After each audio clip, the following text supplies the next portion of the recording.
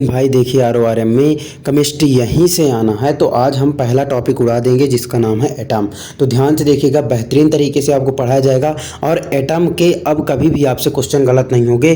चाहे कोई किताब उठा लो, चाहे कहीं से भी क्वेश्चन आए, लेकिन एटम से आज की इस वीडियो में, आज के बाद में एटम से आपके कोई भी क्वेश्चन गलत नहीं होंगे परमाणु से। तो ध्यान देना, एटम के बारे में हम इस चैप्टर में पढ़ेंगे, ठीक है। अब इसके बाद में ध्यान से देखना कि इलेक्ट्रॉन, प्रोटॉन, न्यूट्रॉन के बारे में पढ़ेंगे और एटम को कौन कैसे आगे बढ़ाया, कौन से साइंटिस्ट ने आगे बढ़ाया, कैसे कैसे क्वेश्चन आपके एग्जामों में बने हैं, तो वो सब भी देखेंगे और प्रीवियस ईयर क्वेश्चन को भी सॉल्व करेंगे।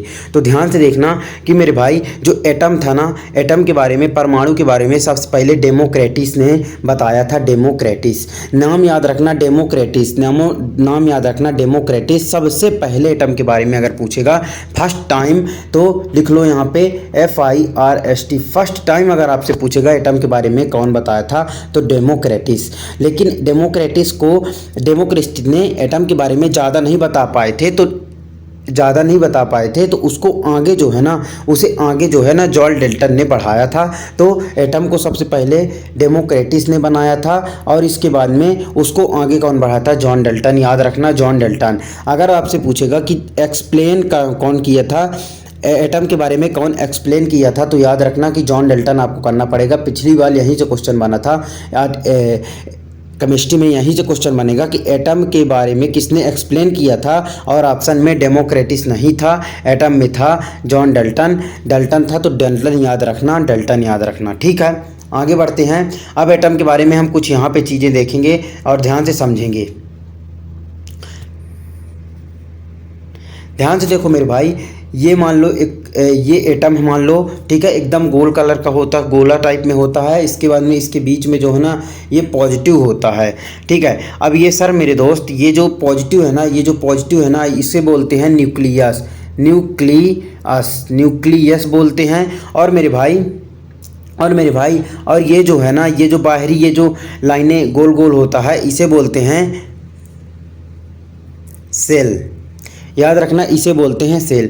ये जो अंदर है न्यूक्लियस है और ये होता है सेल, याद रखना। अब मेरे भाई देखो, न्यूक्लियस के अंदर क्या क्या होता है, मतलब ये जो लाल कलर का है ना, इसके अंदर क्या क्या होता है, तो याद रखना इसके जो अंदर है ना, ये प्लस ज़रूर दिखाई देता है, लेकिन इसके अंदर प्रोटॉन और न्यूट्रॉन होते हैं। यहाँ से भी क्वेश्चन बना है, प्रोटॉन और न्यूट्रॉन होते हैं। कंपटीशन में सब ज़्यादा यहाँ से क्वेश्चन बनेगा। और इनके कम्बिनेशन को, मतलब सर इन्हें इकट्ठा क्या बोलेंगे? न्यूक्लियॉन्स बोलेंगे। न्यूक्लियॉन्स बोलेंगे, याद रखना, न्यूक्लियॉन्स। तो अगर कोई पूछेगा कि न्यूक्लियॉन्स क्या क्या होते हैं, तो प्रोटॉन और न्यूट्रॉन को न्यूक्लियॉन्स बोलते हैं। लेकिन अगर न्यूक्लियस पूछेगा तो न्यूक्लियस ये होता है, न्यूक्लियस का चार्ज पूछेगा तो पॉजिटिव होता है। मैं आपको दिखा दिया हूँ, ठीक है। अब मेरे भाई सेल क्या होता है, तो सेल ये जो सर्कल टाइप में होता है, तो ये सेल कहलाता है, ठीक है। अब एक चीज़ याद रखना, ये जो सर्कल टाइप में होता है ना, तो इसमें मेरे भाई इलेक्ट्रॉन होता है और चारों ओर इलेक्ट्रॉन क्या करता है? चक्कर लगाता है। तो आपसे अगर पूछेगा क्वेश्चन में कि इलेक्ट्रॉन एटम में क्या करता है, तो आपको बताना पड़ेगा कि सर्कुलर मोशन में, मतलब गोल गोल चक्कर लगाता है। बस इतना याद रखना एटम के बारे में। क्या क्लियर हुआ? पहला मेरे भाई न्यूक्लियस क्या होता है मैं आपको बता दिया हूँ, पॉजिटिव चार्ज का होता है। और इसके बाद में जो गोल कलर का होता है वो सेल होता है। और इलेक्ट्रॉन कहाँ पे घूमता है, तो सेल में घूमता है, चारों ओर गोल गोल घूमता है, ये भी बता दिया। और इसके बाद में जो न्यूक्लियस होता है उसमें प्रोटॉन और न्यूट्रॉन होते हैं, और प्रोटॉन और न्यूट्रॉन के कम्बिनेशन को ना न्यूक्लियॉन्स बोलते हैं। जैसे जैसे लिखवा रहा हूं बस आप लिखते चलो, एक भी क्वेश्चन आपसे गलत नहीं होंगे पेपर के। इसके अंदर important point for the atom, atom के लिए कुछ इंपॉर्टेंट पॉइंट होते हैं, उन्हें अब देख लेते हैं कैसे कैसे क्या होते हैं इंपॉर्टेंट पॉइंट। तो याद रखना, मैं आपको बताना क्या चाहता हूं, याद रखना। सबसे पहले मेरे भाई याद रखना कि फंडामेंटल पार्टिकल्स किसे बोलते हैं, तो याद रखना पहला पॉइंट ये होता है, पहला पॉइंट याद रखना कि अगर आपसे पूछेगा फंडामेंटल क्वांटिटी, फंडामेंटल पार्टिकल, ठीक है। अगर फंडामेंटल पार्टिकल आपसे पूछेगा तो आपको क्या याद रखना है कि फंडामेंटल पार्टिकल्स क्या होते हैं एटम के फंडामेंटल पार्टिकल मेरे भाई इलेक्ट्रॉन, प्रोटॉन और न्यूट्रॉन। याद रखना ये इनके सिंबल होते हैं इलेक्ट्रॉन, प्रोटॉन और न्यूट्रॉन। याद रखना इलेक्ट्रॉन, प्रोटॉन और neutron is called fundamental particle. पहला क्वेश्चन क्लियर आपका। दूसरा क्वेश्चन ध्यान देना, अब यहाँ से जो क्वेश्चन मैं आपको बताने वाला हूँ यहाँ से आप ध्यान से समझिएगा मेरे भाई। ये इलेक्ट्रॉन है, ये प्रोटॉन है और मेरे भाई ये न्यूट्रॉन है। तीनों क्वेश्चन याद रखना, इलेक्ट्रॉन, प्रोटॉन और न्यूट्रॉन। तो अगर इलेक्ट्रॉन के चार्ज की बात करेंगे तो मेरे भाई वो हो जाएगा 1.6 इंटू 10⁻⁻19। लेकिन इसमें याद रखना, और प्रोटॉन का चार्ज की बात करेंगे 1.6 इंटू 10⁻⁻19, और मेरे भाई न्यूट्रॉन की चार्ज की बात करेंगे तो वो 0 होता है। मतलब इलेक्ट्रॉन और प्रोटॉन का जो चार्ज होता है ना वो बराबर होता है। बस एक चीज़ याद रखना, इलेक्ट्रॉन के आगे माइनस लगा होता है और मैं माइनस लगा दिया हूँ। तो ये चार्ज की बात कर लिए। अब मेरे भाई साइंटिस्ट जो सबसे इम्पोर्टेंट है कि इनके साइंटिस्ट कौन हैं, इनके खोज किसने किसने की है। तो खोज की अगर बात करेंगे तो याद रखना, खोज की अगर बात करेंगे तो इलेक्ट्रॉन की जो खोज है तो मेरे भाई याद रखो जे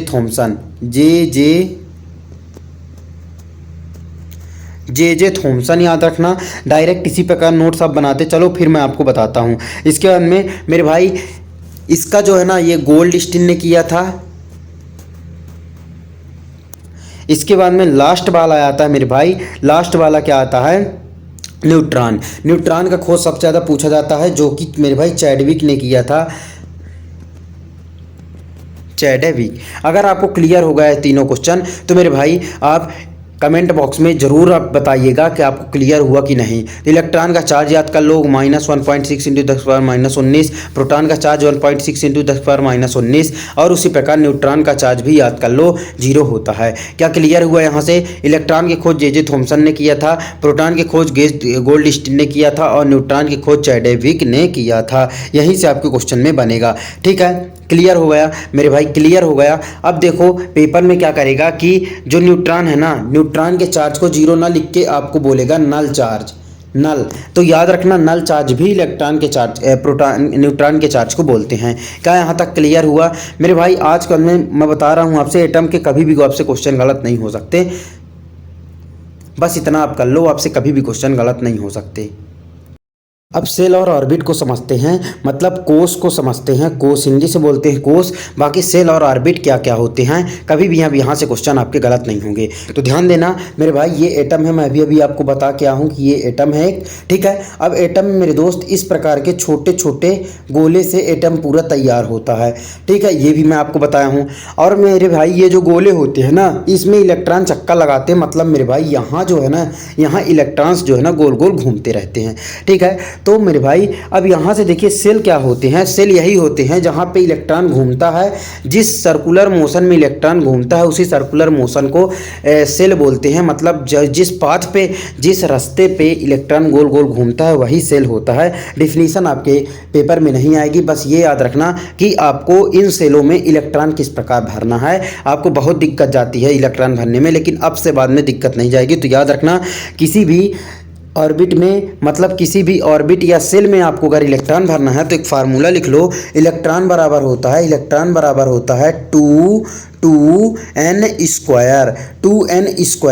मेरे भाई 2n²। अब जैसे पहले ऑर्बिट में आपको इलेक्ट्रॉन भरना है तो n बराबर 1 रख दो तो कितना आ जाएगा? पहले में इलेक्ट्रॉनों की संख्या पहले में कितनी आ जाएगी? 2। क्या क्लियर हुआ? अगर मेरे भाई दूसरे में भरना है, दूसरे में जैसे ये पहला है, ये दूसरा है, ये तीसरा, मतलब जितने भी आ जाएंगे उसमें कोई दिक्कत नहीं है। 2 है तो यहाँ पे 2 रखोगे, 2 दूनी 4, दूनी 8, तो इलेक्ट्रॉनों की संख्या कितनी आ गई मेरे भाई? 8 आ गई, है ना। अब तीसरे ऑर्बिट में मान लो आपको रखना है 3 रखना है, तो n की जगह 3 रख दो, 3 कहीं 9 दूनी 18, तो इलेक्ट्रॉन कितने आ जाएंगे? 18। मेरे भाई इसी प्रकार आपको बताना है कि अगर मेरे भाई 10वें ऑर्बिट में अगर आपको 10वें ऑर्बिट में अगर आपको इलेक्ट्रॉनों की संख्या देखना है तो बताइए 10वें ऑर्बिट में इलेक्ट्रॉनों की संख्या कितनी होगी? क्या क्लियर हुआ? क्लियर हुआ। अब ध्यान से समझना, सेल और ऑर्बिट हमने समझ लिया है। अब मेरे भाई सबसेल समझने की बात आ गई। सबसेल क्या होते हैं? सबसेल क्या होते हैं तो बस मैं आपको बताना चाहता हूँ कि सबसेल क्या होते हैं। तो एक चीज़ नोट कर लेना, सब सेल, ठीक है मेरे भाई। सबसेल तो नोट करना। सबसेल सबसे पहले मैं आपको बताता हूँ सबसेल क्या क्या होते हैं। S, P, D और F। sp-d-f सबसेल होते हैं। सर ये क्या है, मैं भी आपको बताता हूँ मेरे दोस्त। क्या होता है कि ये जो अभी अभी मैं आपको सेल बताया हूँ, सेल क्या होते हैं, ऑर्बिट क्या होते हैं, ये जो ऑर्बिट होते हैं ना, ये छोटे छोटे सबसेल से बने होते हैं। मतलब जैसे मान लो ये पहला ऑर्बिट मैंने उठाला है, ये पहला ऑर्बिट है, ठीक है, ये पहला ऑर्बिट है। अब इस ऑर्बिट के अंदर ना छोटे छोटे पार्टिकल्स होंगे, छोटे छोटे पार्टिकल्स ये बन के बना हुआ है, उसी को सबसेल बोल देंगे। तो सबसेल क्या होता है, सबसेल होता है मतलब सर जो एटम होता है ना, जो सेल होते हैं एटम में, वही जो सेल होते हैं वो छोटे छोटे पार्टिकल से करके बने होते हैं गोल गोल, तो उन्हीं को मेरे भाई सबसेल बोलते हैं। आपको याद करने की ज़रूरत नहीं, बस इतना याद कर लो सबसेल क्या होते हैं, sp-d-f। क्या क्लियर हुआ, क्लियर हुआ। मैं आपसे इसके अलावा कुछ भी नहीं बोलूँगा, कुछ भी नहीं पूछूंगा। अब देखो मेरे भाई ऑर्बिटल्स क्या होते हैं, ऑर्बिटल्स क्या होते हैं, ऑर्बिटल्स क्या होते हैं, देखो मेरे भाई ऑर्बिटल्स अब देखते हैं। अब ऑर्बिटल्स, और ऑर्बिटल्स में आरएम में क्वेश्चन बना था, मैं आपको बताऊंगा ऑर्बिटल्स क्या होते हैं। ऑर्बिटल क्या होता है, ध्यान देना। तो हमें आपको पता है मेरे भाई, हमें आपको पता है ऑर्बिटल क्या होते हैं। मैं आपको समझाने की कोशिश करता हूं और देखते हैं आपको कैसे समझ में नहीं आता है। तो ऑर्बिटल होता है मेरे भाई, सबसे पहला नोट डाल लो ऑर्बिटल में। सर ऑर्बिटल वो प्लेस होता है, वो प्लेस होता है, प्लेस इन एटम। एटम में वो प्लेस होता है वेयर पॉसिबिलिटी ऑफ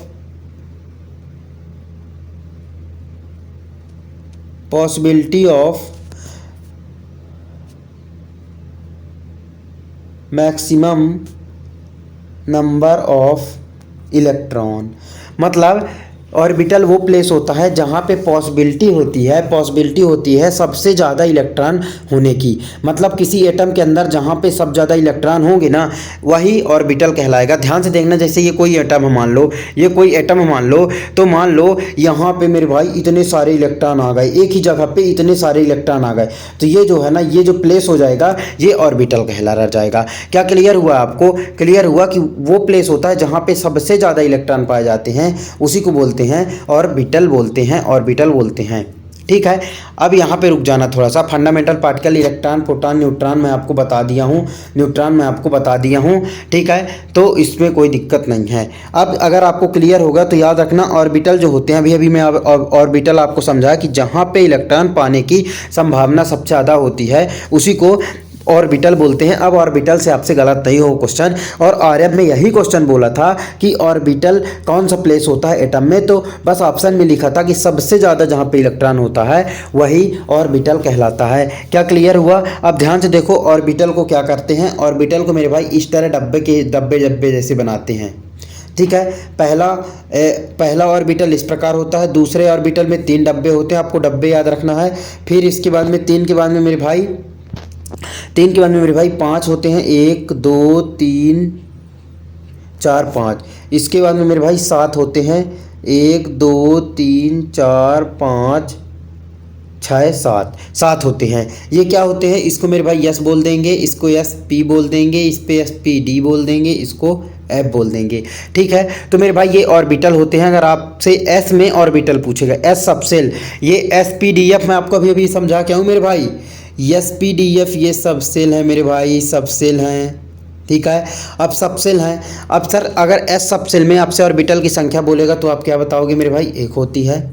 अगर सर p में बोलेगा 3 होती है, अगर मेरे भाई डी में बोलेगा 5 होती है, और मेरे भाई एफ में बोलेगा 7 होती है। तो ऑर्बिटल्स की संख्या देख लिए, ऑर्बिटल्स की संख्या देख लिए, number of orbital in S में अगर आपसे बोलेगा तो 1, पी में बोलेगा 3, और डी में बोलेगा 5, और मेरे भाई एफ में बोलेगा तो कितना हो जाएगा, एफ में बोलेगा तो 7। क्या क्लियर हुआ, क्लियर हुआ। नंबर ऑफ ऑर्बिटल की संख्या आपको क्लियर हुई। अब देखो एस में एक डब्बा होता है, एक डब्बा है ना। अब देखो एक डब्बा में केवल 2 इलेक्ट्रॉन होते हैं, एक डब्बा में 2 इलेक्ट्रॉन, नोट कर लो, एक डब्बा में 2 इलेक्ट्रॉन लिखो मेरे भाई, प्लीज़ आप नोट जो भी बना रहे हो लिखो। एक डब्बे में 2 इलेक्ट्रॉन भरे जा सकते हैं। तब देखो कैसे इलेक्ट्रॉन भरेंगे, मैं आपको एक बार समझा रहा हूँ और आपके बाद में आपका गलत नहीं होगा। जैसे मेरे भाई 2 इलेक्ट्रॉन एस में अगर आपको इलेक्ट्रॉन भरना है तो मेरे भाई इलेक्ट्रॉन, जैसे एक डब्बे में 2 इलेक्ट्रॉन केवल भर सकते हो, तो मेरे भाई 1 इलेक्ट्रॉन भर दोगे ऊपर, इस तरह चिन्ह बना दोगे, 1 इलेक्ट्रॉन नीचे की ओर। इसमें मेरे भाई पी में भी उसी प्रकार एक डब्बे में 2 इलेक्ट्रॉन, तो कितने इलेक्ट्रॉन आ जाएंगे, 1 2 3 4 5 6 इलेक्ट्रॉन हो गए। इसमें सर कितने आ जाएंगे, 1 2 3 4 5 6 7 8 9 10 इलेक्ट्रॉन। इसमें 1 2 3 4 5 6 7 8 9 10 11 12 13 14। तो याद रखना मैं आपको इलेक्ट्रॉन गिन के बता दिया हूँ। एक डब्बे में 2 इलेक्ट्रॉन भर सकते हो, लेकिन अगर एस ब्लॉक एस में इलेक्ट्रॉनों की संख्या बोलेगा तो कितने हो जाएंगे, इलेक्ट्रॉनों की संख्या 2 के बाद में 6 के बाद में मेरे भाई 10 के बाद में मेरे भाई 14। क्या क्लियर हुआ? ये 1 3 5 ऑर्बिटल हैं। 1 3 5 ऑर्बिटल की संख्या है। 2 6 8 2 6 10 और 14, 2 6 10 14, 2 6 10 14 इलेक्ट्रॉनों की संख्या है किसी भी ऑर्बिटल में। क्या क्लियर हो गया? पूरे क्वेश्चन मैं आपको क्लियर कर रहा हूँ, जितना चीज़ मैं बोल रहा हूँ लिख भी नहीं रहा हूँ, लेकिन आपको अपने कॉपी में लिखना है मेरे भाई, क्योंकि पेपर आपको देना है। ठीक है, तो ये यहाँ पे हो जाएगा आपके सामने। अब देखो इस क्वेश्चन में, अब यहाँ से देखिए आपके एग्जाम में कौन सा क्वेश्चन बना है, मैं आपको ज़रूर बताऊँगा कि यहाँ से अब आपके एग्जाम में कौन सा क्वेश्चन बना है। इस चैप्टर से आपके एग्जाम में अभी तक कौन सा क्वेश्चन बना है मैं अभी आपको दिखाई दे रहा हूँ। अब आप करिए मेरे भाई, ध्यान से देखो, बीएसएफ हेड कांस्टेबल आरएम 2019 का मैं क्वेश्चन आपको लेके आया हूँ कि एटॉमिक ऑर्बिटल मतलब एटॉमिक ऑर्बिटल क्या है। तो पहला ऑप्शन दिया हुआ है सर्कुलर पाथ ऑफ इलेक्ट्रॉन। तो मेरे भाई सर्कुलर पाथ ऑफ इलेक्ट्रॉन में क्या वो बोला था आपको, सेल होता है।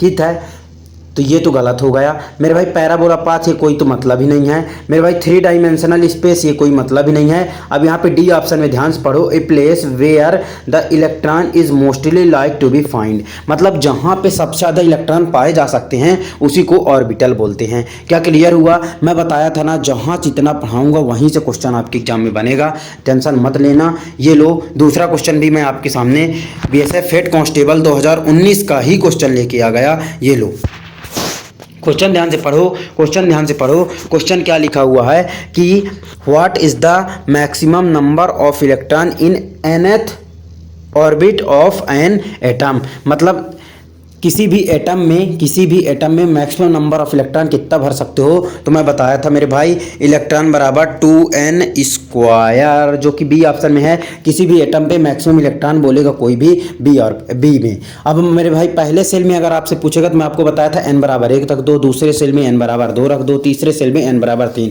प्रैक्टिस जब आप करोगे तो मज़ा आ जाएगा, पूरे क्वेश्चन आपके छपेंगे। ये लीजिए 2000 जो अभी 23 में पेपर हुआ था, अरे 22 में पेपर हुआ था, उसका भी क्वेश्चन मैं आपके सामने लेके आ चुका हूँ। ध्यान से आप क्वेश्चन देखना। ये लो क्वेश्चन मैं जूम करे दे रहा हूँ। ये लो क्वेश्चन ध्यान से पढ़ो। Atomic theory of matter was given by, मतलब एटॉमिक थ्योरी जो है ना, वो जो एटम की थ्योरी है ना, उसे किसने दिया था। तो मैं आपको बताया था कि जॉन डेल्टन ने आपको इस थ्योरी को बताया था। तो जॉन डेल्टन, जो कि बी ऑप्शन में आपके सामने लिखा हुआ है। तो मेरे भाई आपने प्रीवियस ईयर तीनों क्वेश्चन कर लिया है। और एक चीज़ याद रखना कि अभी तक RORM में ना 2-3 बार पेपर ही हुआ है। ये मत मानना कि मेरे भाई बहुत पुराना सीरियस में तो आपको 10 साल का पेपर करा दूँ, 20 साल करा दूँ। मेरे दोस्त याद रखना, केवल 2 ही बार पेपर हुआ है। अब चैनल को हमारे सब्सक्राइब कर लीजिएगा, आपको बेहतरीन तरीके के साथ में फ्री में पूरा कंटेंट देने वाले हैं। और इसी प्रकार पूरे प्रीवियस ईयर जितने मेरे पास कलेक्शन है आपको करा दूंगा, और एक एक चीज़ आपको क्लियर कर दूंगा। केमिस्ट्री का भूत खत्म। और इतना याद रखना, 20 में से यकीन मानो 12-13 प्लस आप करके आओगे अगर पूरे आपने वीडियो देख लिया एग्जाम तक। तो 30 दिन 30 वीडियो और आपको मज़ा आ जाएगा। जय हिंद।